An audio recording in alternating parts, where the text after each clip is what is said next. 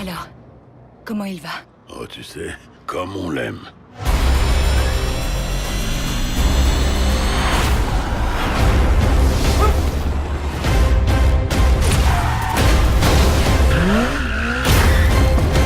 Qu'est-ce qu'il fait? Je crois qu'il vaut mieux pas regarder.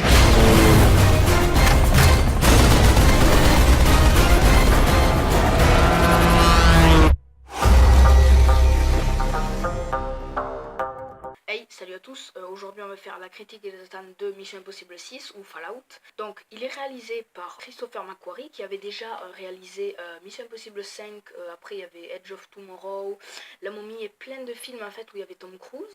Donc en fait il y a toujours Tom Cruise qui fait le rôle de Ethan Hunt et là il y a un nouveau parmi les acteurs, c'est Henry Cavill qui a fait notamment Superman dans le nouveau DCU.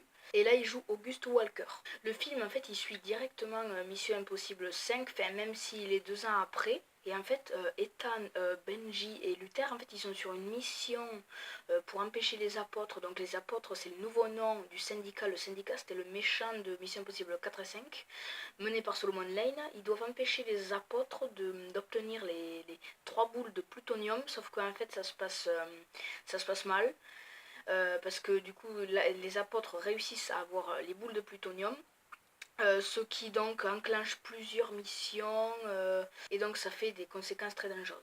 Donc alors on va commencer avec les attentes. Verra-t-on la femme de Ethan? Alors oui, parce que en fait on la voyait dans le trailer, mais j'avais pas vraiment remarqué que c'est elle. Alors oui, on la voit. Est-ce qu'il y aura des nouveaux membres de l'équipe? Alors, est-ce qu'on peut considérer que Auguste c'en est un, même si en fait il y est pas trop? Et après on apprend que c'est lui, John Lark. Je vais dire non. Est-ce que Solomon Lane va s'échapper? Oui, il va s'échapper, mais en fait je croyais que Solomon Lane il serait un peu plus central dans le film, mais en fait pas du tout, il est hyper en retrait en fait. Est-ce que c'est donc une suite directe à Mission Impossible 5? Oui, c'est une suite. Enfin, par exemple, j'ai dit ça parce que Mission Impossible 1 et 2, c'est une suite, mais les deux, en fait, ils n'ont pas de cohérence. Tandis que là, lui, il avait une cohérence avec le 5, vu qu'il parlait de Solomon Lane et tout. Est-ce qu'il y a des gentils qui vont mourir? Enfin, des gentils de Mission Impossible? Oui, il y a seulement le chef de Mission Impossible. Alors, est-ce qu'il est cool ou sombre? Il est sombre, mais vraiment sombre par rapport aux autres, il est hyper sombre. Et est-ce qu'il y aura une suite? Alors ça, je sais pas du tout. Il n'y a pas de suite indiquée, en fait, je sais pas s'il y aura une suite, même si j'espère quand même. Lors de la première mission, en fait, je me souviens que donc il y avait Benji, Luther et Ethan, et en fait à chaque fois ils ont des débats marrants. Par exemple, ils disent pourquoi c'est toujours moi qui dois porter le masque, et il y a Luther et il fait ça parce qu'en fait il est gros et il peut pas correspondre à la personne où ils mettent le masque. Et donc voilà, ça m'a fait marrer. Du coup, en fait, dans ce film, on voit la première mission que donc Ethan et son équipe ne réussissent pas. Voilà. Et en fait, Niels Delbruck, c'est quelqu'un qui est un petit peu de mèche avec les apôtres. Et en fait, ils veulent récupérer le code de son téléphone. Alors, lui, ce qu'il veut en échange, c'est que le monde entier, donc en fait un journaliste qui passe à la télé, diffuse un testament, un truc comme ça de lui. Et donc, en fait, il le fait. Et parce que du coup, Ethan a l'appel pour qu'il fasse. Et après, du coup, il donne enfin, il déverrouille le téléphone. Et là, le décor s'enlève. Et en fait, on s'aperçoit que le présentateur, enfin le journaliste, c'était Benji. Et que tout ça s'était monté. Et qu'il y avait jamais eu les explosions de plutonium. Et le monde entier n'a pas eu le test Noir. Et donc, juste après ça, il y a le générique. Le générique, il est vraiment bien. C'est en fait, on voit plein d'images, c'est un peu comme une bande-annonce, mais la musique, la nouvelle musique de Mission Impossible, c'est comme un remix, mais elle est vraiment géniale.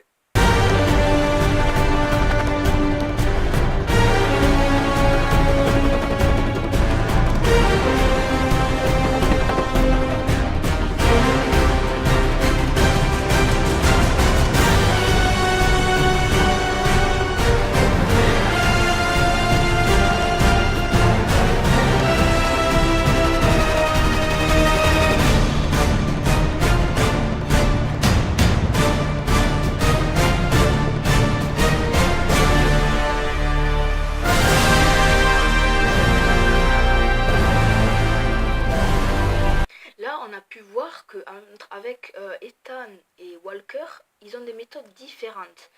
Parce que, en fait, Walker, lui, préfère les méthodes normales. C'est-à-dire, quand on lui demande de livrer Solomon Lane, il le livre. Il fait tout ce qu'on lui demande. Tandis que Ethan, lui, préfère duper les gens.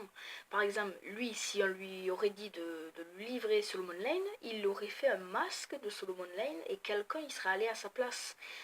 Et donc en fait, je sais pas trop qui a raison des deux et ça pose, ça donne une vraie question concernant les méthodes de Ethan en fait. En fait, Ethan et Auguste donc ils doivent récupérer John Lark qui est de mèche aussi avec les apôtres et en fait on se rend compte qu'il est en fait dans les toilettes et du coup ils combattent. Le combat il est vraiment génial parce que déjà Auguste et Ethan se font défoncer. C'est bien de voir, par exemple, quand Ethan est à terre, t'as Auguste qui le tape, puis après Auguste tombe à terre, du coup c'est Ethan qui prend la relève.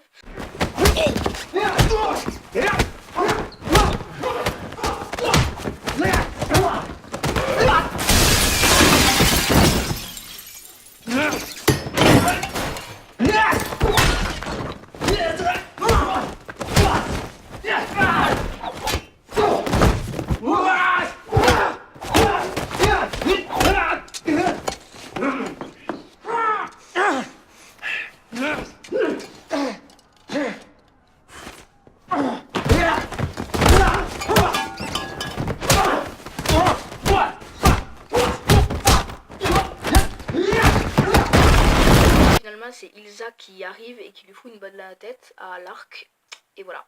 En fait, je trouvais que du coup, la scène des toilettes, donc celle où il combat John Lark, je trouvais que ça a été vite expédié. En fait, que John Lark a été vite expédié. Mais en fait, je me suis rendu compte que non, parce que John Lark, c'était pas lui. C'était du coup Auguste Walker. C'était lui, John Lark. Et en parlant de ça, vu que c'est Auguste John Lark, eh ben, il a fait croire à Erika, la chef de la CIA, que c'était Ethan. En fait, John Lark a fait, du coup Auguste a fait des méthodes pour qu'on croie que c'était pas lui. Il a dit que ces méthodes, c'était Ethan qui les avait fait pour pas qu'on croie que c'est lui John Lark. Et donc que ce soit lui John Lark, je m'y attendais pas du tout en fait. Aussi, il y a une scène que j'ai pas trop aimée parce que c'était du copier-coller de Mission Impossible 4 ou 5, je sais plus lequel des deux c'était. Parce que c'est quand Ethan va voir la veuve, il doit se mettre normalement un masque de John Lark. Sauf que il peut pas parce que du coup vu que Ilsa lui a tiré une balle à la tête, il peut plus faire de masque. Alors ce qu'il se dit, il va y aller sans masque en fait. Mais en fait, cette situation, on l'avait déjà vue dans le Mission Impossible 5, en fait, je crois. Quand, en fait, Ethan et du coup Jeremy Renner, je sais plus son nom dans le film, ils doivent récupérer des diamants, que les diamants, après, ils donnent à une autre fille. Voilà, ils n'ont pas de masque pour masquer leur identité. Et bien là, c'est pareil, et voilà. Dans le film, en fait, d'habitude, les scènes de combat de Mission Impossible, il y a des musiques, et même pas que dans Mission Impossible. Et là, en fait, il y en avait rarement. Je me souviens d'une scène, c'est donc Auguste, Benji, Luther, Ethan et donc Solomon Lane, mais lui, il est attaché. Ils sortent pour partir en voiture, sauf qu'il y a une policière, et en fait, il n'y a pas de musique. Pendant à peu près une minute, ils sont comme ça. Ils savent pas quoi faire vu qu'il y a une policière et c'est très bizarre parce que bon là c'est pas une scène de combat mais d'ailleurs une policière là elle se fait tuer mais violemment, enfin presque tuer, ah la pauvre. Et il y a des scènes de combat en fait il n'y a pas de musique et en fait c'est assez bizarre mais ça m'a pas trop dérangé. Au début, je savais pas comment Solomon Lane allait s'échapper. En fait, après, du coup, dans le film, on sait que c'est Ethan qui l'a fait échapper. Mais Ethan ne montre pas forcément sur son visage, mais ça doit être dur quand même de délivrer quelqu'un que t'aimes pas, que t'as emprisonné, et qui a tué des millions de personnes. Et à un moment, dans la voiture, il y a Ethan qui conduit, Solomon à côté, il lui parle. Ah, ça faisait longtemps, Ethan. Après, je crois qu'il y a Ilsa qui leur tire dessus. Et donc, voilà. Et donc en parlant de Ilsa, je l'ai trouvée hyper mystérieuse sur celui-là, parce qu'elle est engagée par une autre organisation et du coup elle peut pas en dire plus et donc voilà. Et celui-là, ce Mission Impossible était assez différent des autres parce que déjà c'était assez sombre, il n'y avait pas trop de musique et surtout c'était la première fois qu'il n'y avait pas enfin, la première mission n'a pas été réussie. Et donc vu qu'elle n'a pas été réussie, ça fait d'autres missions. Et comme le dit Luther, en fait, si tu m'avais laissé me faire tuer, on n'en serait pas là. Et toutes ces missions, c'est un peu à cause d'Ethan. Parce que si Ethan avait laissé Luther se faire tuer, ben, ils n'en seraient pas là. Et donc voilà, mais moi j'aurais fait pareil, j'aurais aidé Luther. Et donc comme je disais tout à l'heure, ah oui non, le ministre en fait, je disais le chef de Mission Impossible, mais je crois que c'est le ministre. Et du coup en fait, il aide Ethan sur une mission parce qu'en fait, ils soupçonnaient tous donc Auguste. Et donc après cette mission, du coup il se fait tuer. Et moi j'ai trouvé que c'était bien, tu vois, de le voir et de faire la mission avec Ethan. Et donc à la fin, Ethan retrouve sa femme.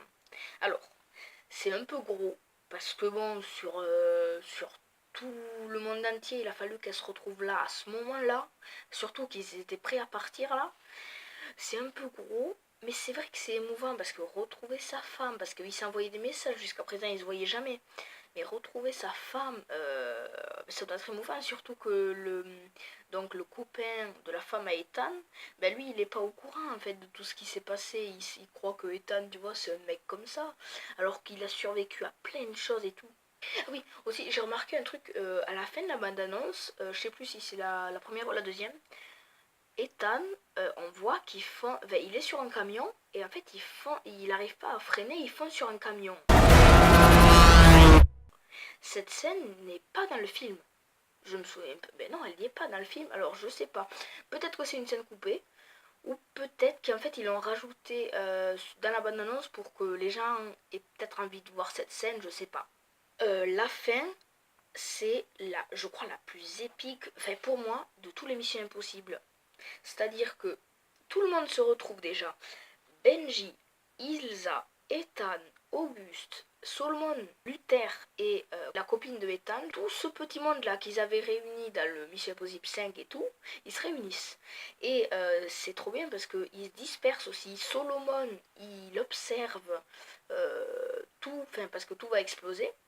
Benji et Ilsa cherchent la deuxième bombe pendant que Luther et la copine de Ethan désamorcent la première. Et Auguste s'en va avec le détonateur et du coup Ethan le poursuit pour le récupérer ce détonateur. Et donc à la fin, ils réussissent à avoir la deuxième bombe. Et à 1 seconde de l'explosion, ils coupent le fil. Et pour que ne pas que en fait ça explose, il fallait que Ethan appuie sur un bouton, je crois, sur le détonateur. Et donc ils appuient, puis un écran blanc. Je me suis dit, oh putain, ça y est, ils sont morts. Puis après on voit Ethan de dos, et en fait au loin, j'ai cru qu'il y avait une explosion. Je me suis dit, oh putain, ils sont vraiment morts. Et là, je vois Ethan recracher un truc, c'était le bouton. Je me suis dit, oh putain. Mais en fait, je me suis dit, au début, je me suis dit, oh putain, ils sont morts. Et après, une fois que j'ai cru qu'ils étaient pas morts, je me suis dit, mais non, mais pourquoi ils sont pas morts? Parce que ça aurait été bien qu'ils soient morts. Déjà, ça aurait été hyper émouvant, la fin serait géniale. Et ça aurait montré que les gentils ne gagnent pas toujours.